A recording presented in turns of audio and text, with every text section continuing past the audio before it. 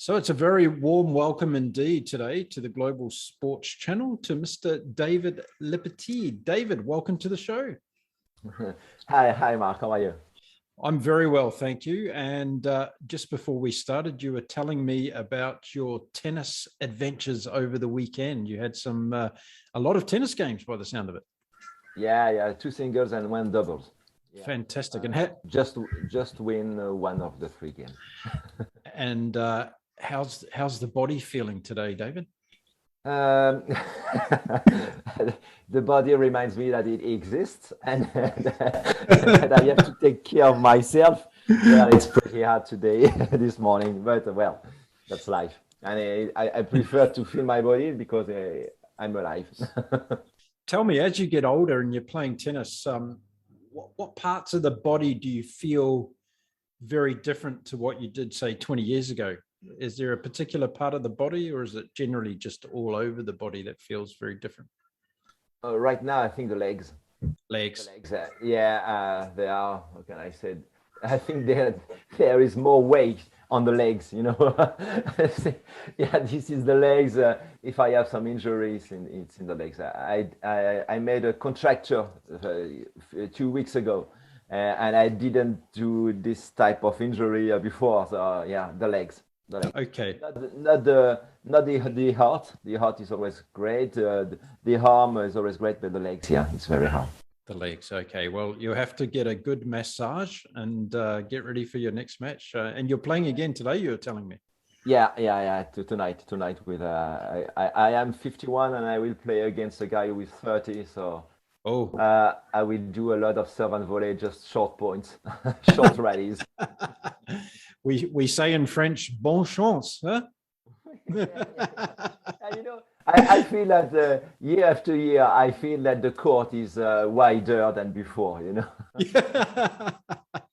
Very good. Now, we're going to talk a lot about sports today, but before we get into that, can you tell all our wonderful viewers across the world whereabouts you're talking to us from today? Yeah, I'm located near Lyon in France, in center east of France.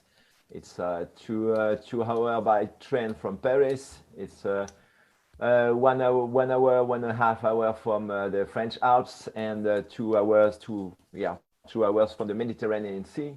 Yeah, a nice place to live. It really is, and it's a gateway to a lot of exciting things to do and see in France, isn't it? Have you lived in Lyon a long time? 20 years right now. 20 years. So you really are a local through and through in Lyon. Huh? Now we're going to be talking about your business today, and we're going to get into that. But first of all, I just want to get us a background for our listeners about your life in the world of sport. When you're a young boy, did you grow up in a family that was very sports orientated? Was there a lot of sports going on across the family? Well, in fact, I did sports. I practiced in sports since the age of 6. So I did a lot of soccer first until 16, 17. I had an interesting level, and then I switched with tennis. Then come back to football. Then stop soccer and just did tennis, cycling, golf. And in fact, I have to practice or to watch or read sports every day. So if I will practice today, so it's good, but then tomorrow I won't. So I will watch some games on TV, soccer or American football or something like this. And I can't imagine my life without sports. So. Very good. Now we all know that football/soccer is a very big game in France, but tennis. What got you into tennis in particular? My tennis. Well, I discovered tennis during the 80s. It was the golden age of tennis, I think, all around the world. In France, we had some great players at the time. So Yannick Noah, Henri Lecomte, then Guy Forget. So every village has its tennis court, you know. So I discovered tennis like this. And in France, tennis is the individual sports number 1. You know, more than 1.5 millions of tennis players in France. And due to COVID, there's a comeback of person who wants to play tennis because we are outdoor. You know, we can't contract the COVID on tennis court. So there's a lot of a new passion for tennis right now, thanks to the COVID. And when you started playing tennis, did you enter tournaments? Were you playing at a competitive level? No, not first. I played tennis 2 or 3 years before made my first competition, my first tournament. So I have to learn, but I learned by myself at the time, and I think it's a mistake. I think when you want to learn this type of sports, whether it's tennis or golf, it's very technical sport. So you have to, I think, to take lessons with a pro, with a coach, just to get better faster. And but I remember my first game in tournament. I thought that I was very great and I win this tournament. And in fact, I lost 6-0, 6-0. I remember this game very particularly well. Now, people our age typically look back on their life and they think about the things they could have done differently. If you were to start your sporting journey again, would there be anything that you would do differently next time? No, not from my side, no. But I remember that when I made some selection in soccer, around 14 to 15, I think that it's not the player by themselves that want to change something about their journey. I think, but the organization of sports at the time for the selection, for instance, in soccer, I think this type of things could have been better. I think, and I think they could have been better because I think in France, for instance, the soccer federation lost a lot of good players, due to a bad selection way. So, but for myself, no, because in fact, I know my limits. So I like to practice, and I know it won't be my professional career in sports. So I did what I had to do with my abilities. So it's good. Very good. Do you think it's harder today to become a professional sports person than it was, say, back in the 1980s? It depends on the sport. Let's say tennis. In tennis, I think it's more difficult right now. In fact, I think it's more difficult because due to the money involved in the tennis, I think. Because when players want to play tennis to become pros, they think about the monies that they can win, they can earn. But it's very hard to live from tennis unless you are on the top 100. And I know a lot of players. I crossed a lot of very good players in France because in my club we have our team number one with two incredible coaches, and they played at the national level at the hedge, and we made some good teams with pro players who can't be more than the 300 rank at the ATP tour, and they are very, very, very interesting guys, but they struggle a lot on the tour, on the ITF Tour, Challengers Tour. So I think it's for people who want to become pros. Well, it's more difficult right now. And I think because there's a lot more people who's playing tennis right now, who are playing tennis right now than the 30 years before. So so the competition. It's more dense right now. Now, there's some great tennis tournaments in France, in places like Lyon. You have a great tournament there. Also in Marseille, you have, of course, the French Open at Roland Garros. Have these tournaments continued to be very well supported when it comes to sponsorship and dollars coming into these events? Yeah, and it's a paradox. It's a paradox because there's a crisis, and I think that tennis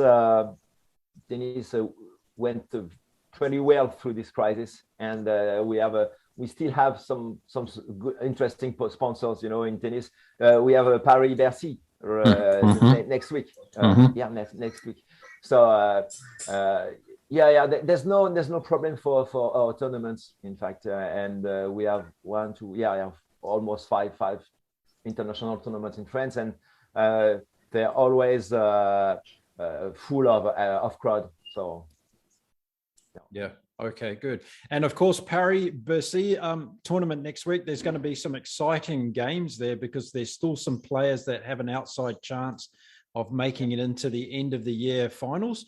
And I'm sure there's going to be plenty of people getting along to watch those. What is the situation when it comes to the live audience at the moment in France? Are the stadiums going to be full for that tournament? Yeah.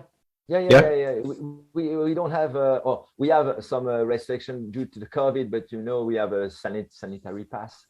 Is it correct? Yeah, and a lot of people are vaccinated. So about the attendance, it's going to be, I think, almost normal this year. And about the players, I don't know who will come into the Paris-Bercy, but I think that Djokovic, Nadal, of course, won't be there. But some guys like Sinner will be there, I think. Sinner, I think Rublev, all the young guys that we know, Shapovalov, etc. I think they will be there, so it will be exciting. Yeah, and it is a very exciting time for tennis at the moment. We're seeing a transition, I guess, from the old guard to the new, and there seems to be a very great depth in the men's tennis for sure at the moment. I think also in women's tennis as well, there seems to be a great depth in the fields, and that causes a lot of excitement because we can have upsets just about every week in tournaments, can't we? Yeah. We don't know the winner. Yeah, we don't know the winner. There's always a different winner. Where was it? Indian Wells. So Cameron Norrie won Indian Wells. So what a surprise. Yeah. And I was telling you about Cameron and us New Zealanders taking a little bit of credit for Cameron's win in Indian Wells. Yeah, because I can't remember who is the number one in Australia. Kyrgios? No, I don't know.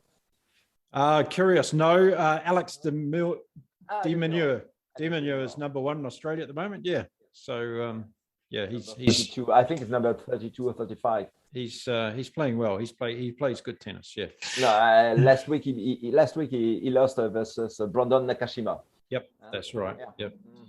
Okay, well, let's talk about your business journey. We've heard a little bit about your sports journey. So tell us what jobs you got into and what made you interested in starting a business around sports. Okay, first I have a university background in law and political science, PhD in both, and I supported companies for a long time, more than 20 years through different job positions. Supported companies and top executives in a lot of domains, from economics to communication to strategy, sustainable development, etc., formation, recruitment, etc., etc. And it comes a time in your life when you ask yourself, well, can I repeat this type of mission for the rest of my career? The sports environment, was calling me, in fact, I think. So I decided to use the skills that I learned through my career and to bring them to the sports environment. And I observed that in companies, for instance, what I was very interested by, it was the talent management. And I observed that in companies in usual, there's no talent management like we could be. And there's a lot of waste people. I don't know if it's a good word, but that we don't use. I don't let them use the word use, but we don't use the people as I think they should be used. And there's a lot of people who quit their jobs because they are not understand. They're such that people are seeking for some things, then top managers are looking for other things from the people, etc. So this is two worlds that don't talk together. And I observe that in fact in sports, I think it's the same thing because human are human. So I decided to try to help sports organization, coaches and players, all those people, to better understand themselves and to try to make them understand that the first step of everything is to edit a behavior analysis and to try to understand who is behind the athlete, because I think that behind the athletes there's a human being. And in fact, if you understand the human behind the athletes, what he's looking for, what are his core values, and when you know that, in fact, the better you will know him, the better you will perform. So this is my approach, a people-oriented approach, people-centered approach. And there's a lot of things to say. I will tell you, but this is the first step. It was to help people to better understand themselves. Okay, great. And how long was it ago that you got into this, that you decided to want to take this change in direction of your career path? Well, in fact, I spent two years to build my project and to think about it, to meet people, to talk with people, to share with coaches, with sports organizations, with the agents, with players, and just to, well, it's, what can I say? It's markets to die. In fact, I did for 2 years, but just to rely on the fact that I was in the right direction, you know. Mm-hmm. And Mm-hmm. when I spoke with players, for example, or coaches, and I asked, "What do you know about your players?" And they always told me, "Well, I know them because I speak a lot with them." Mm-hmm. And I speak with their families, I speak with their friends, with their environments, and now I have my ideas. But in fact, it's an empirical, this is a good word, empirical, empirical way to understand people. And now we have tools that allow you to gain times on these topics. And just instead of talking with all the families, the friends, it's always interesting, of course, but you spend a lot of time to do this, and the coaches and players don't have time on the day-to-day basis. So you have to help them to bring them a tool that will analyze these environments. So this is what I decided to do, and I launched my company in a year from now, but very, very effective in January, when after I created a tool that summarized all the report that I can have. Okay, terrific. So you started your own company. What's the name of the company? Heliconia Sports Consultant. Heliconia Sports Consultant. How did you come about the name? Oh, the name. Oh, in fact, it's the name. I like the sound of this name first. And in fact, I first met this word Heliconia in a science fiction book. Heliconia is a planet. It's a book written during the 70s. And Heliconia is a planet. And all the books is about observing the planet evolves. So I think that in the service that I want to provide, it's interesting. In fact, if you want to think about it, Heliconia Sports Consulting, it's the observation and the analysis of the world in a constant movement. So in the world of sports. Yeah, very nice, very nice. So if people are listening and watching the show today, as I hope you are, I'm going to put all the contact details so you can check out David's business and get in contact with David. Those details will be put into the show notes of the show today, so you'll be able to get access to those. David, what's been one of the hardest things of starting your own business? It was to make coaches understand that I'm not afraid for at any level. You know, it's a service that can help them without being substitute to the coaches. You know, I don't want to be a coach. I don't have the skills to be a coach, but I can provide them some very impressive insight of their players. So the first thing is to assure them of the goodwill of the services. And the second one is to try to reach them out quickly, or in can I say in a schedule we can plan some meeting in a very fast pace, and this is very, very difficult, in fact. And this is the second difficulties that I observed about the players.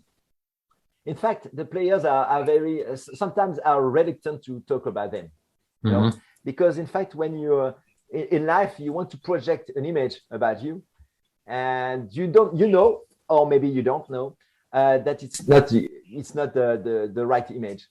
And in fact, for the players, sometimes I spoke with technical director of a soccer franchise in the MLS, and he told me that they fired their psychologist that they hired because, in fact, players thought that the psychologists, when they talked with psychologists, players thought that psychologists would tell everything to the coaching staff. And so there's something, that needs to remain secret. So, and in fact, players didn't like the relation with their coaching staff because of the presence of the psychologist. So the other difficulties is to make them understand, both coaches and players, that it's not to reveal secrets that my project is about that, but it's to reveal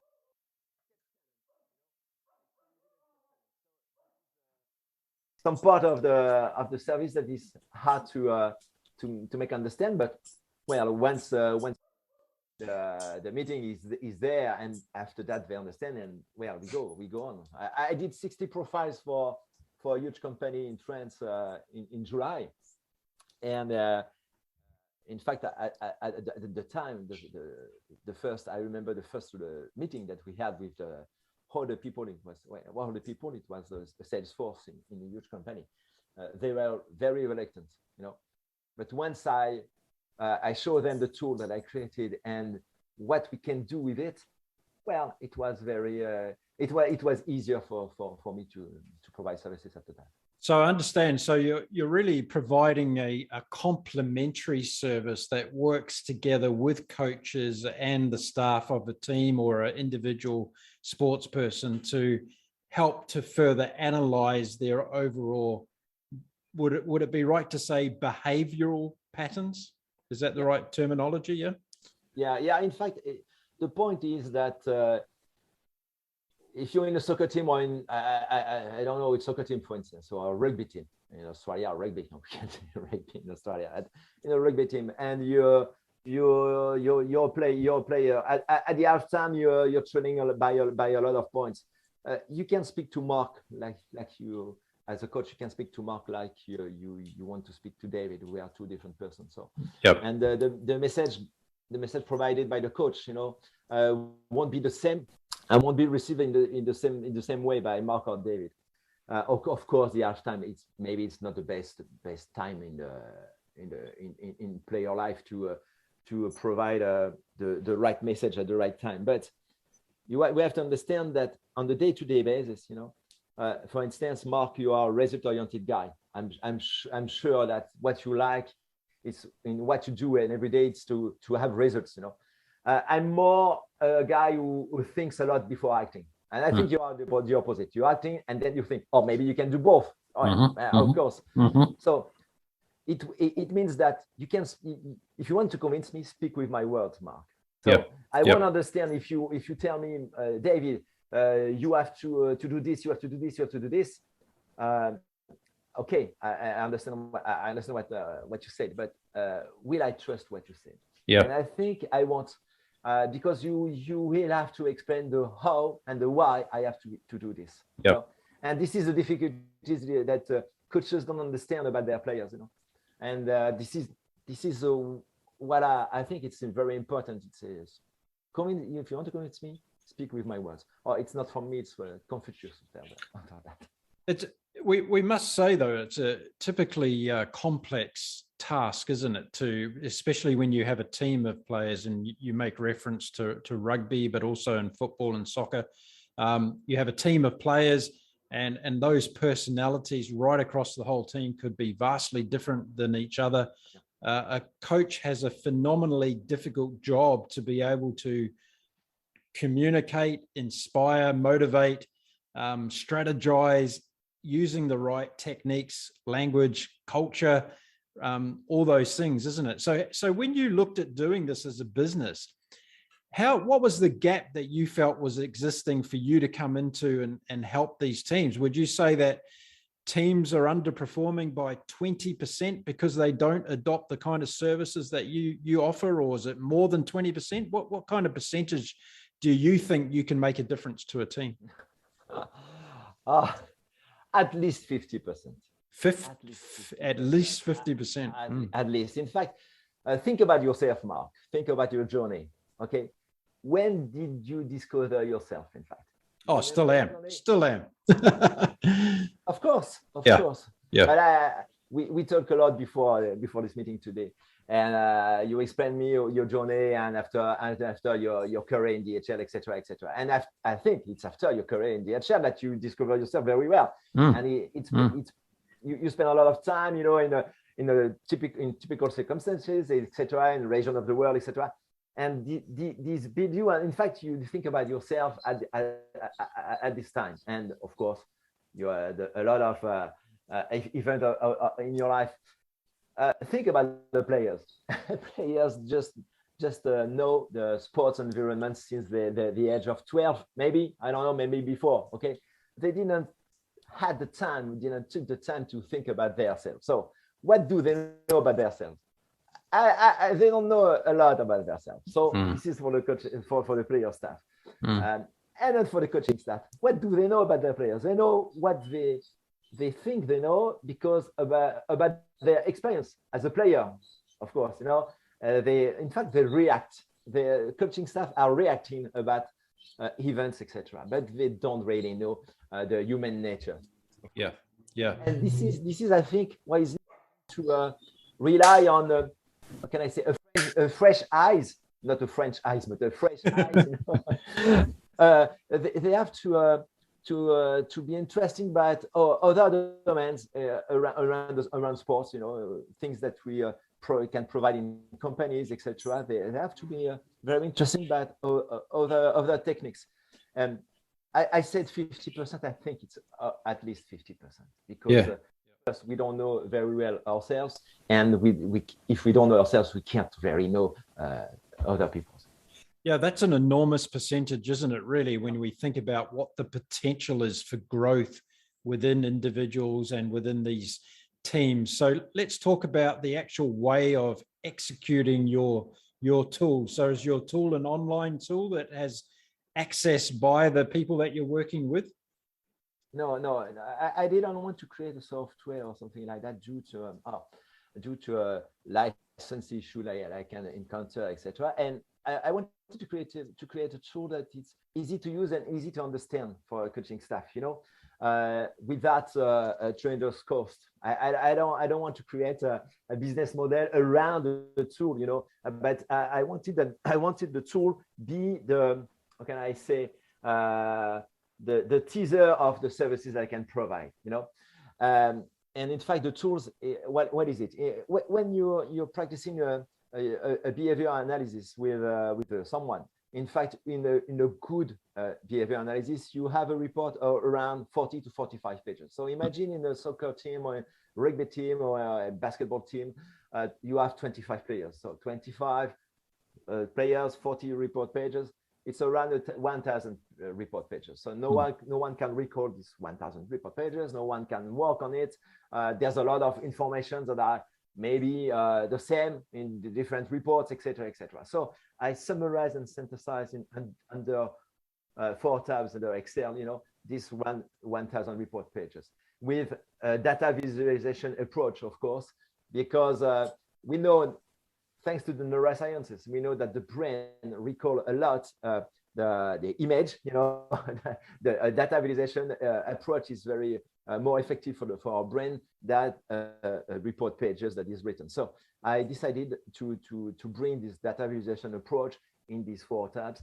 And when I show this tool to the coaching staff or directing sport, technical director, etc., they are stunned by this tool. And in fact, they understand the service very well after that.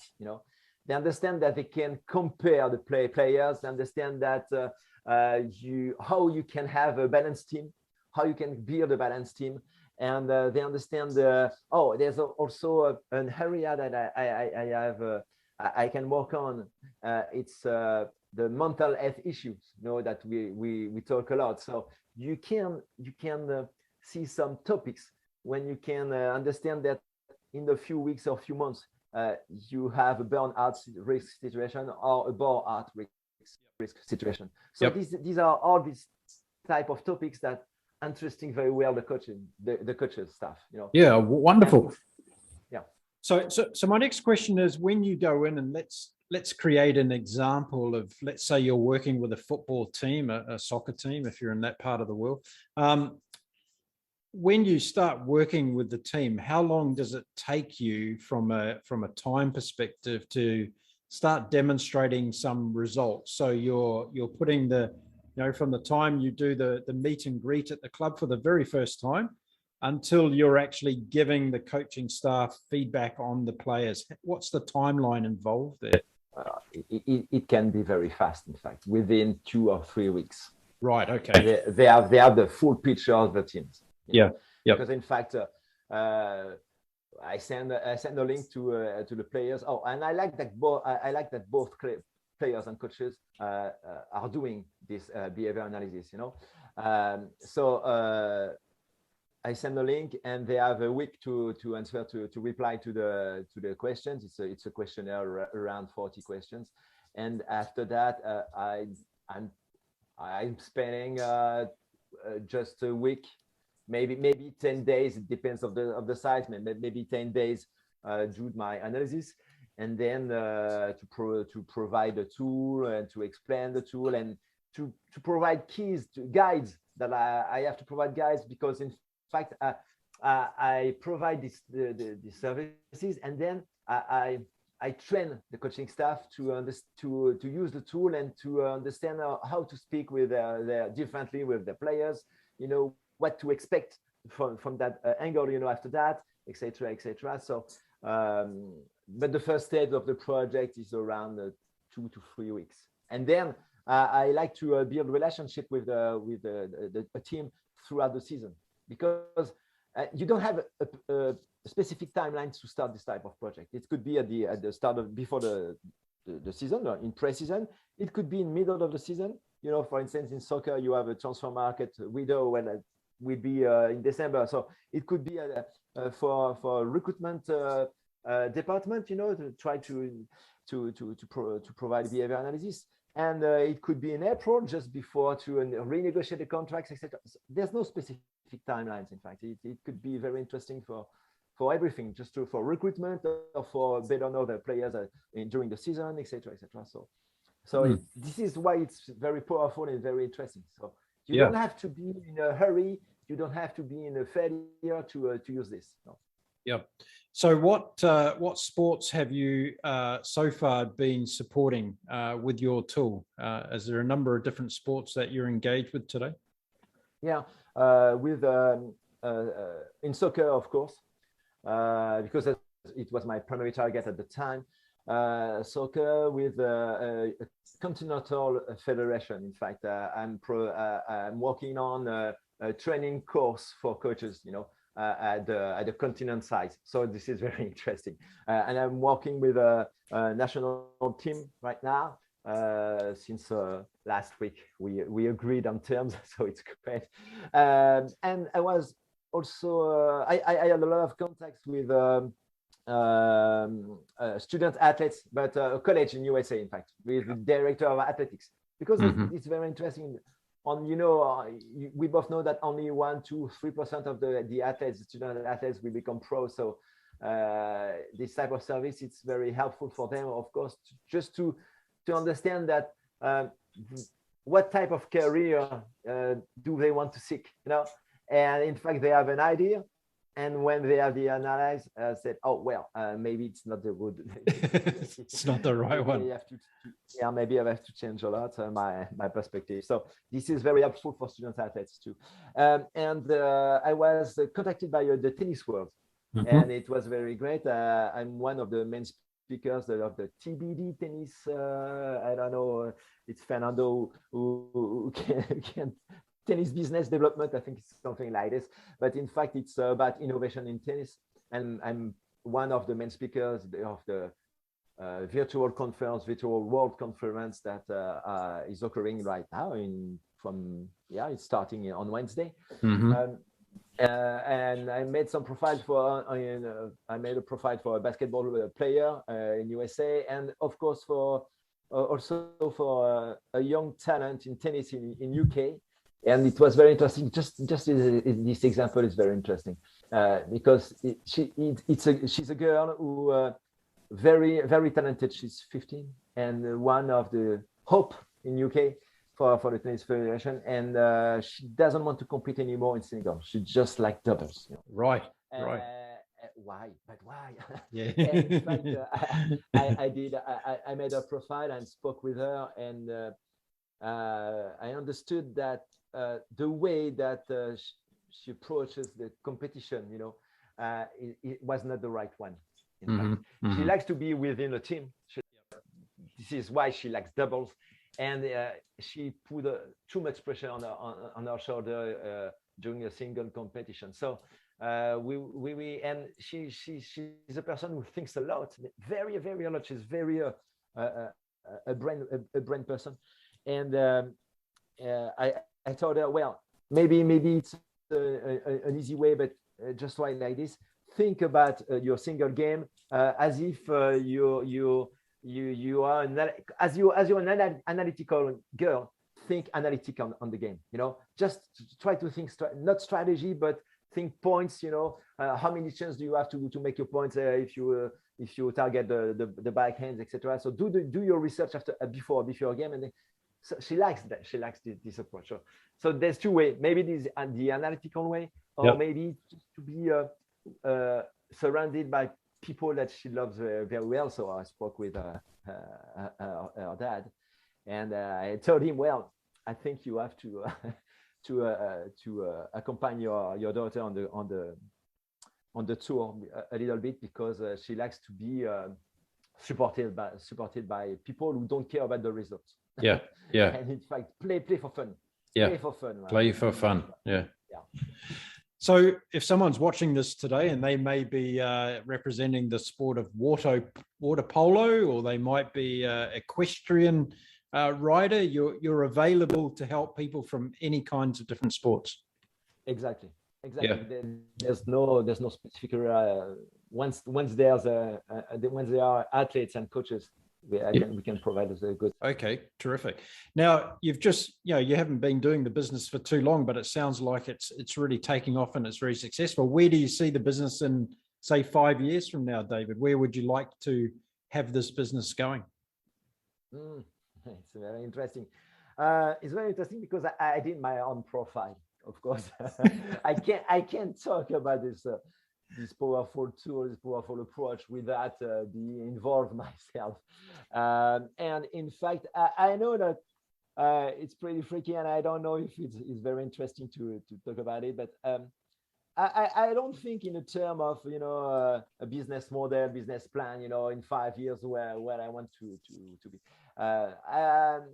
I'm sure that I will evolve my approach in the contact with my clients, with the players, etc. I'm sure I will evolve, but I hope that within 5 years this could be not the norm, because I don't like some things becomes the norm, but I hope that it will be a very well received and very well documented, very well used in a lot of sports, a lot of different sports. And it's not about me, but I think about the mental health of the players, and I want that players are, how can I say, I want that they can be more protected, more supported, but more well supported, more well protected by this kind of approach. And if we can help, I said we, because I'm sure that there will be other companies that will come to this approach sooner than later. If we can provide this type of well-being for everyone involved in sports environment, just to change the sports, the world sports environment, if we can change this by a little bit by this approach, well, it could be very great, and I will be successful. Just I don't speak about money, but just about what we can provide, and when the result it's going to be this one.